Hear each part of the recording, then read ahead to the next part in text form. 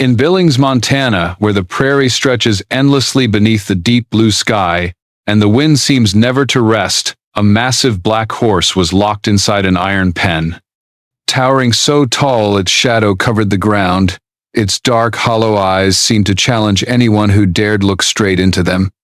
People called it the monster of the prairie, the one that had torn down fences, thrown off riders, and been passed from owner to owner like a curse no one wished to keep. By the end of the auction, when the price had dropped to barely enough to sell it off to the slaughterhouse, everyone believed its fate had already been sealed. Then, from the back row of old wooden benches, a limping man rose to his feet. He had once been a Navy SEAL, now returned with weary eyes, a faded jacket, and calloused hands. He did not fear the vicious horse, nor did he carry ropes or whips. He simply looked at it in silence and spoke a single name. In that moment, no one in the town knew that everything they thought they understood about danger and about trust was about to be tested to the very limit. That morning, the Montana sun fell onto the auction yard like a gleaming blade, cold and uncompromising. The creaking rows of wooden benches were packed with men in cowboy hats, gray-dusted boots, and steaming cups of coffee that no one truly tasted.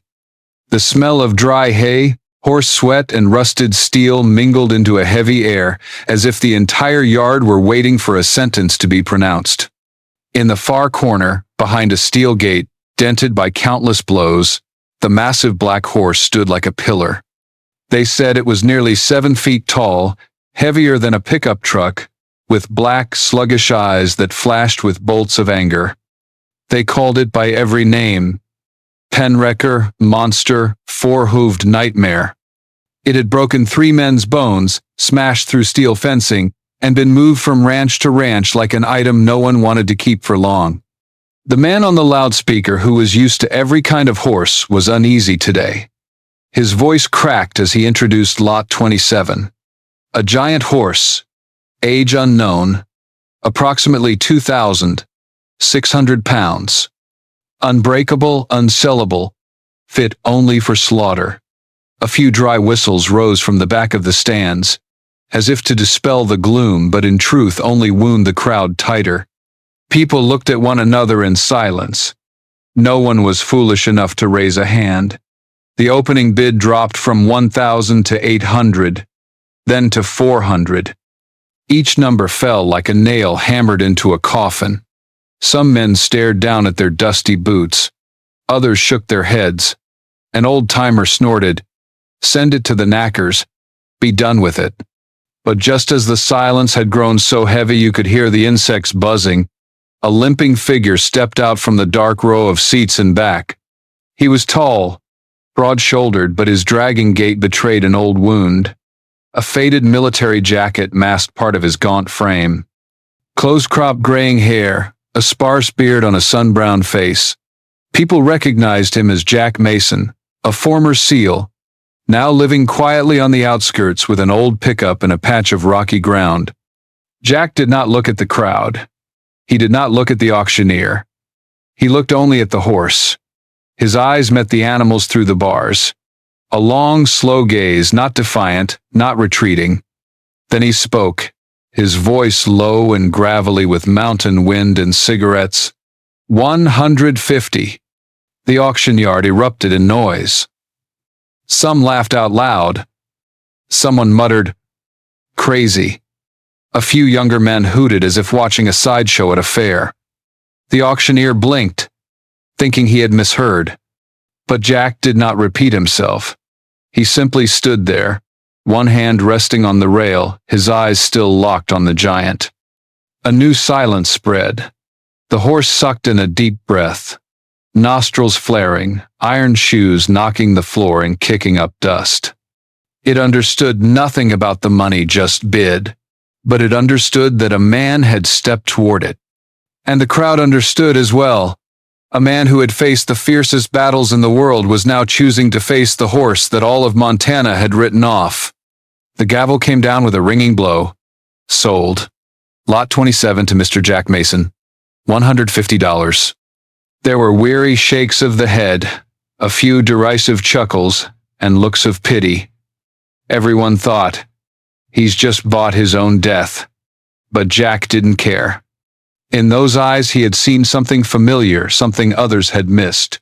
Perhaps anger, perhaps fear, or perhaps a wound that had never healed. And in that very moment, Jack gave it a name, Titan. Not to assert dominance, but as a promise that from now on it would no longer be merely the monster of the prairie. The yard still hummed with murmurs. Some stood to fetch more coffee. Others nudged their friends. Just wait.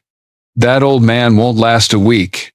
They said it, yet their eyes kept flicking toward Titan and the man who had bought him, because deep down, everyone knew an extraordinary story had just begun.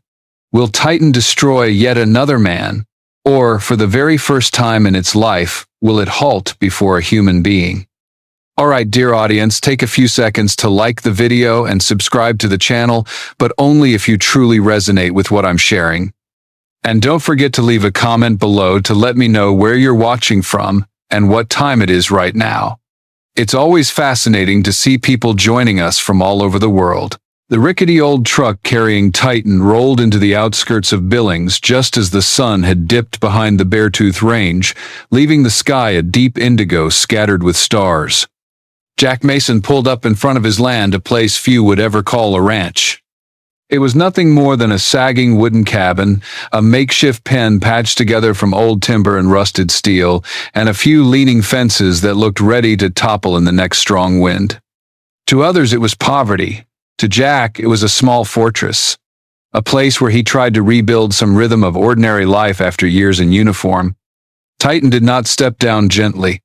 It burst out like a cannonball, iron hooves tearing into the earth, eyes flashing fire as if to demand, "Do you think you can cage me here?" Within minutes, it had smashed the water trough, trampled the haystack, and tested the fence for weakness. Jack stood only a few paces away, arms folded across his chest, watching with an unusual patience. Perhaps he had seen enough chaos in his lifetime not to be shaken by a raging animal. The neighbors came quickly. They gathered outside the fence, staring and laughing. A pot-bellied man in a cowboy hat shook his head. That pen couldn't hold a cow, let alone that monster. An old woman whispered, "God save him."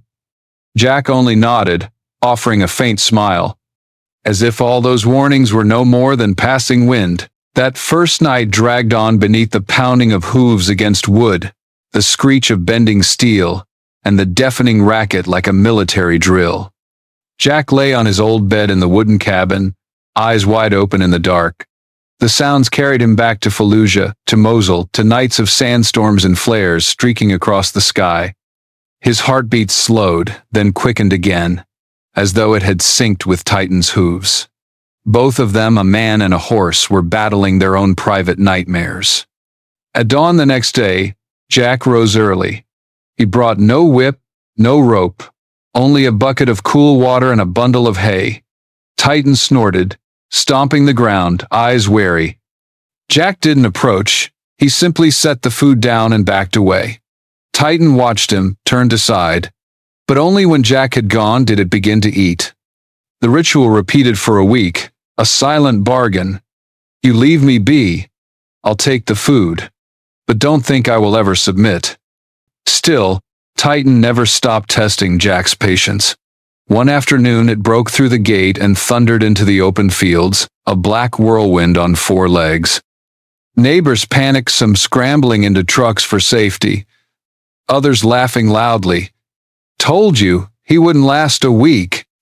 But a few hours later, Titan returned on its own, standing before the fence, as if waiting for Jack to open it. Jack didn't scold, nor did he gloat.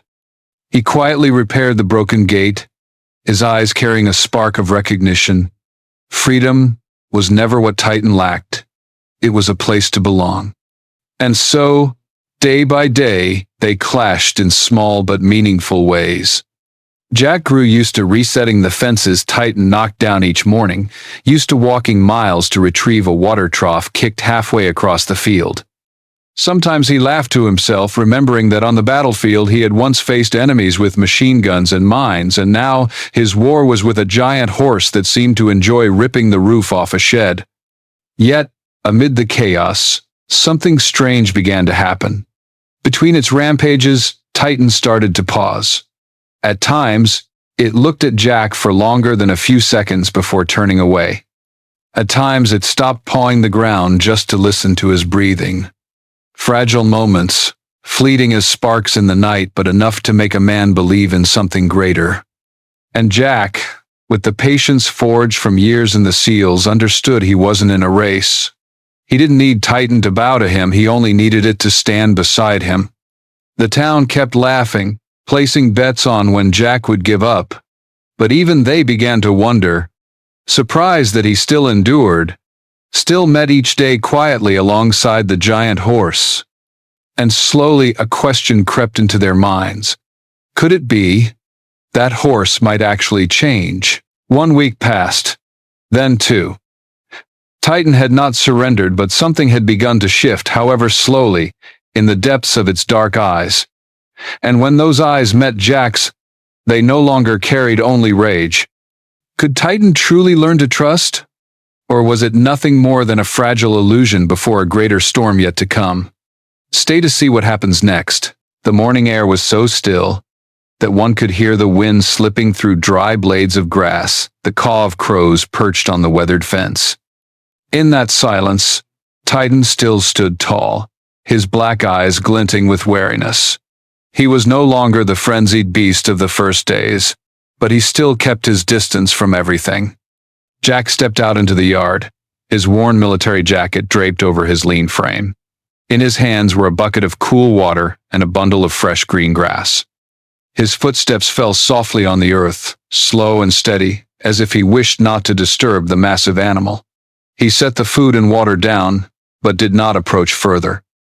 Instead, he stood still, quietly observing. Titan snorted, nostrils flaring, ears flicking toward Jack in cautious appraisal. Those days repeated with a strange rhythm. Jack brought food. Titan would not eat while he was near, waiting only until Jack had gone. It was like a silent contract between two guarded souls. But then, one morning, something unexpected happened. Jack stood a few steps from the fence holding the empty bucket after setting down the water. Titan raised his head and looked at him longer than usual. In that gaze there was not only hostility or fear, but something else, hesitation, as if weighing a choice. Then, slowly, Titan stepped half a pace closer. A tiny movement, but for Jack it was like a mile-long stride. He did not laugh, did not cheer. Only a slight nod, the wrinkles at his eyes lit faintly with understanding. Deep inside, he knew the very first seed of trust had just been planted. From that day on, Titan began to allow Jack nearer. At first it stood still for a few seconds while Jack placed a hand on the fence. Then, little by little, it permitted its hot breath to brush against his arm. One morning, when dew still clung to the sheen of its black mane, Titan lowered its head toward Jack's hand. Jack extended his calloused palm, and instead of pulling back, Titan let it rest there, a brief touch before moving away again. Just a fleeting instant, but enough to make the heart of a man long accustomed to gunfire quiver like an old melody heard once more. The town began to notice. Titan no longer smashed fences each night, no longer toppled its pen. Neighbors whispered. One scoffed. Maybe the beast is just tired. Another joked. Or maybe it's plotting, like those seal ambushes. They laughed, but still glanced sidelong, curious why that monster still lingered there, and why the limping man had yet to give up. Jack paid no mind. He knew Titan would not change overnight. Patience was something he had learned on the battlefield, where a single rash second could cost a life. Now, he brought that patience to a massive horse, and perhaps to his own scarred existence. On some evenings, as the sun sank over the grasslands, Jack sat on the wooden steps, watching Titan graze beyond the pen. The chorus of insects hummed, the wind rattled loose sheets of tin. In those moments he felt peace, a rare feeling he thought had been forever lost after the years in uniform. Titan was no longer just a wild horse. It had become a mirror of Jack, both bearing wounds, both carrying dark memories no one else could truly understand. Yet through patience, through an unwavering gaze, a seed had begun to take root. And Jack knew, if nurtured, that seed might grow into something miraculous. But he also knew, at any moment, it could wither if he rushed, or if Titan fell back into fear. Each day beside Titan was like walking a tightrope fraught with tension, yet filled with hope. When night descended, Jack whispered softly to himself, "As long as it still looks at me that way, nothing is truly lost." So then, would that fragile seed of trust have the strength to grow into a bridge between two scarred souls? Or would it be swept away when the coming storm struck and shattered everything? Dear viewers, take a sip of water and stay tuned for the next part of the story. More surprises still await. Comment number 1 if you find this story compelling, so we know you are still here with us. Early autumn days in Montana often bring gentleness, clear skies, cool breezes, and sunsets that stain the distant mountains in shades of crimson. But as every plains dweller knows, that beauty is only a veneer hiding another truth. Storms here come as swiftly as if the heavens themselves were enraged, and when they strike, both man and beast must hold their breath and endure. That evening, dark clouds rolled in from the west, churning like smoke over a battlefield. The air grew heavy as lead, so still it seemed, every sound was pulled into a void. Titan pawed at the earth, nostrils flaring, ears rigid. Horses often sense a storm before men do, and Titan, with his wild, untamed instincts, knew well that something was coming. Jack stood before the pen, eyes fixed on the collapsing sky. The cold wind whipped across his face, carrying the scent of damp soil and rusted steel from beams that rattled in protest. He hurried to tighten ropes, trying to brace the decaying roof. But he was not fast enough. A fierce gust ripped through, tearing the tin sheets like playing cards, sending them flying into the darkening void. Titan reared, hooves pounding, eyes wide and white. In that chaos, a heavy wooden beam crashed down onto Jack's leg. He fell hard onto the ground. Breath knocked from him. Pain seared through his body, and he knew his bone had snapped. Rain poured in torrents, each drop like a stone striking earth, mixing with mud that swallowed him whole. Titan could have bolted then. The fence was broken, the open fields stretched wide before him. Any other horse would have run, driven by the primal instinct for freedom in the face of storm.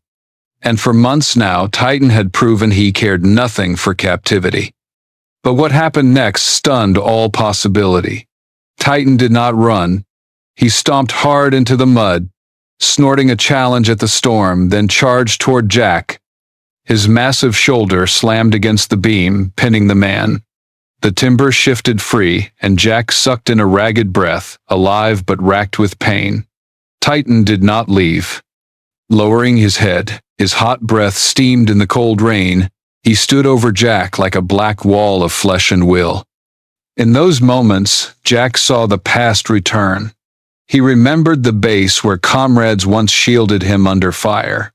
Remembered the eyes of the young soldier who never came home. And now, here on the Montana plain, in the heart of the storm, a massive horse once branded a monster was doing the same. It was protecting him. The two sheltered under what little cover remained, rain lashing in sheets, wind howling like the cry of wolves. Jack laid a trembling, scarred hand on Titan's neck. That hand, weathered by war, found warmth in the soaked hide of the beast. Titan did not flinch. He stood steady, breathing slow, as if to say, "I am here." That night dragged on endlessly. Each thunderclap made Titan startle, yet he did not flee. And Jack, though pain shredded his every muscle, kept his hand pressed to the animal's neck as if it were the only thread binding him to life. At dawn, the rain ceased. The fields shrouded in pale mist. The pen was nothing but splintered wreckage, yet Titan still stood by Jack's side. The man slumped against him, exhausted, but his eyes shone with a new conviction. He had not only survived the storm, he had been saved by the very creature the town once cursed as a menace. Neighbors came after the storm, gaping as they saw Jack leaning on Titan, limping back toward the wooden house. No one spoke. The massive horse stood calm, almost gentle, while the broken man leaned on him like a veteran soldier upon a trusted comrade. From that moment on, their bond was no longer merely man and horse. It was the tethering of two wounded beings who had found each other in the harshest trial. And it was that storm which changed everything. It turned a monster into a guardian, and a lonely veteran into one blessed with a reason to go on. After saving Jack's life, would Titan truly become a symbol of trust, or were greater trials still waiting for them ahead? The people of Billings often say that after a storm, everything becomes clearer. The grass grows greener, the sky turns brighter, and people find it easier to smile. But no one expected that what became clearest of all was the story of a massive horse and a veteran who once seemed broken beyond repair. That morning, as the rain faded, folks saw Jack Mason limping, leaning on Titan as he crossed the mud-soaked yard. The horse stood at his side, silent, his deep black eyes no longer blazing with fury. The sight silenced neighbors who had once mocked him. An old woman whispered, as if afraid to shatter the moment, "That monster, it's protecting him." News spread like wildfire across dry prairie grass. Soon, the entire town was saying, "The giant horse saved Jack's life in the storm." At first, many were skeptical. But when they saw with their own eyes that Titan no longer smashed fences, that he now waited patiently for Jack to lead him into the fields, their views began to shift. At the cafe on Main Street, the cowboys who once laughed loudest now sat in serious conversation. One tapped his fingers on the table, voice unsteady. "Maybe it's not a monster. Maybe it just needed someone willing to understand." Another snorted, "Then Jack's the luckiest fool in Montana." The table erupted in laughter, but beneath it lay a trace of admiration. Jack paid no mind to the gossip. He was busy working with Titan on their first cautious steps across the fields. Titan was still massive, still fearsome in form, but under Jack's patient hand, he slowly learned to walk steady, to halt at a raised palm, even to lower his head at a signal. To outsiders, these were small tricks. To Jack, they were proof. The creature once condemned as dangerous had chosen to trust him. One evening, with the sun sinking behind the horizon, Jack attempted his first ride on Titan. He brought no saddle, no bridle, only his hand on the horse's neck as he slowly climbed up. Neighbors watched from a distance, ready to shout if disaster struck. But Titan did not throw him. He stood still, then began to walk, heavy steps steady and sure. The townsfolk held their breath, and then, without meaning to, they applauded. The applause wasn't for a performance, it was for the patience that had turned the impossible into reality. Word reached the organizers of the Yellowstone County Fair. They invited Jack and Titan not for a show of tricks, but so the community could witness the change with their own eyes. Jack hesitated at first. He had never cared for crowds, especially after leaving the service, where he had learned to lock feelings away rather than display them. But he knew Titan's story was no longer his alone. It had become a source of hope for the whole town. On fair day, the big tent was packed. Country music played, the air thick with the smell of fried dough and roasted corn, mingling with laughter and chatter. But when Jack led Titan inside, silence fell. No one had forgotten this was the same horse that had sent 3 men to the hospital and nearly been sent to slaughter. Yet Titan did not rage. He walked beside Jack, head lowered, steps deliberate, as though he knew he was being seen with new eyes. Jack performed no tricks. He simply stood in the ring, laid his hand on Titan's neck, then raised his palm. Titan lowered his head, then circled around him. A simple act, but the applause roared. Some wiped tears from their eyes, for they did not see just a tamed horse. They saw a small miracle born of trust and second chances. From that day forward, Titan was no longer called the monster of the plains. Children ran to his pen, bringing carrots, tiny hands trembling as they touched his thick black mane. Titan stood still, eyes blinking softly, as if he too had learned gentleness. Adults nodded to one another. If a horse that size can change, maybe we can give each other another chance too. Jack's life remained simple. Still the crooked wooden house. Still the old pickup truck. But he was no longer alone. Titan was always beside him, a silent comrade. Together they became living proof of a truth. Sometimes those deemed most dangerous carry within them the greatest power to heal. And as the people of Billings retold the story, they always ended with a smile. That could only happen to Jack Mason and the horse called Titan. But one question still lingered. Would that bond endure the test of time, or was it only a fleeting miracle born after the storm? Stay with us, for the ending of this story still holds surprises to come. The first winter after the storm arrived earlier than expected. Snow blanketed the Montana plains, and wind whistled through the gaps in the old wooden walls of Jack Mason's small house. But unlike the winters before, he no longer faced the cold alone. Outside, Titan strode across the snow, his black mane dusted with ice, yet his eyes no longer wild. He often turned his head toward the house, where Jack limped out in a thick coat, carrying a bucket of hay. Against the vast white backdrop, the image of an old man and a giant horse walking side by side became a striking sight the town could not stop talking about. Since the county fair, Titan had become a familiar name. People no longer called him the monster, but Jack's giant friend. Children sketched Titan in their notebooks. Adults retold the story over dinner tables.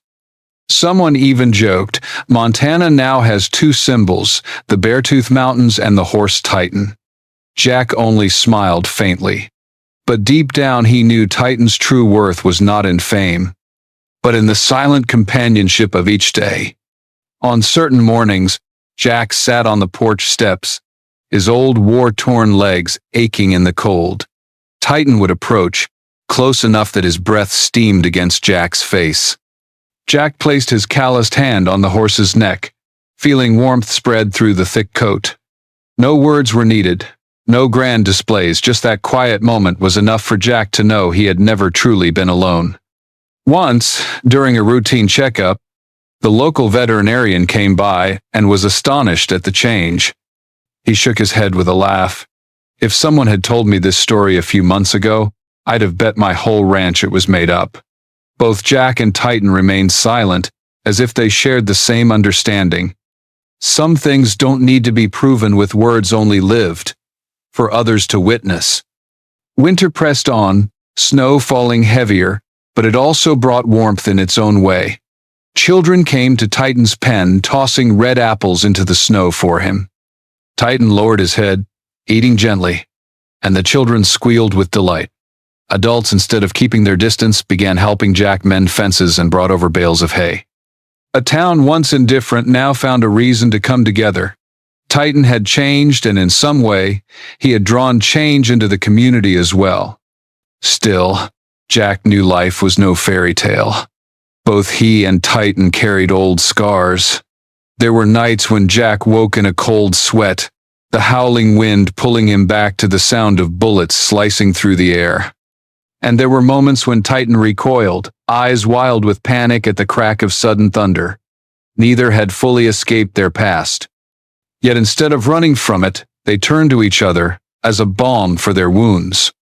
The story of Jack and Titan did not close with a perfect miracle. It did not promise that Titan would remain gentle forever, or that Jack would never feel loneliness again. But what was certain was that they had found each other, two souls once adrift, now breathing in rhythm together. And it was precisely this imperfection that gave the story its true beauty.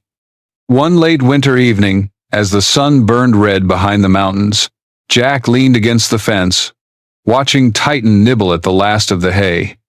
A quiet smile touched his lips. On the battlefield, he had once witnessed life and death bonds between soldiers. And now, In this place of peace, he had found another kind of friendship not sworn by oaths, but built through patience and trust. Would Titan continue on to become a symbol beyond Montana, or remain only the silent companion of a former SEAL? Perhaps the answer did not matter. For Jack, and perhaps for Titan too, having each other was enough. And as night fell over the quiet little town, a man and a giant horse still stood side by side, a testament that sometimes the greatest friendships come from the most unexpected places. In life, there are wounds that seem as though they will never heal, where humans carry the memories of war, and animals are trapped in labels like dangerous or useless. Yet the story of Jack and Titan has shown us something simple yet profound. Sometimes, miracles do not come from strength, but from patience and trust. When we dare to give a second chance, we not only save the other, but also save ourselves. Jack found companionship in a giant horse once branded a monster, and Titan found peace in a man who bore the scars of war. And for all of us, this story is a reminder that friendship, trust, and compassion can heal even what once seemed impossible. If this story has touched your heart, please leave a comment, share your thoughts or your own memories. Don't forget to hit like and subscribe to the channel so that together we can spread more stories of healing. Thank you for being with us, and see you again on the journeys ahead.